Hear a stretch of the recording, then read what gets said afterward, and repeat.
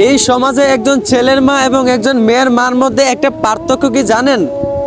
একটা বিবাহিত মেয়ে যখন তার মার কাছে অভিযোগ করে যে মা তুমি কেমন স্বামীর কাছে আমাকে বিয়ে দিলা, যেই স্বামী আমাকে গুরুত্ব দেয় না, যেই স্বামী আমাকে স্থির অধিকার দিতে চায় না, তখন ওই মেয়ের মা উত্তরে বলে যে মা একটু ধৈর্য ধর, হয়তো বা উপরওয়ালা তোকে পরীক্ষা করতেছে, অবশ্যই একদিন তোর স্বামী তোকে গুরুত্ব দিবে, তোকে তোর স্ত্রীর অধিকার দিবে। আর একটা বিবাহিত ছেলে যখন তার মায়ের কাছে অভিযোগ করে যে মা তুমি এটা কেমন বউ আমাকে এনে দিলা, যেই বউ আমার কথা শুনে না, যেই বউ আমাকে গুরুত্ব দিতে চায় না, তখন ওই ছেলের মা উত্তরে বলে যে বাবা তুই একটা কাজ কর, তুই ওই মেয়েটাকে ডিভোর্স দিয়া দে, আমি তার চেয়ে আরো ভালো মেয়ে তোর জন্য আমি এনে দিব।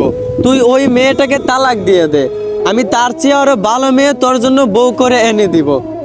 বাস এইটুকুই ছিল একজন ছেলের মা এবং একজন মেয়ের মার মধ্যে পার্থক্য। একদিকে একজন চাইলো ধৈর্য ধরতে, আর অন্যদিকে আরেকজন চাইলো সম্পর্ক ভাঙতে। এইটুকুই, আশা করি বুঝতে পারছেন। ধন্যবাদ।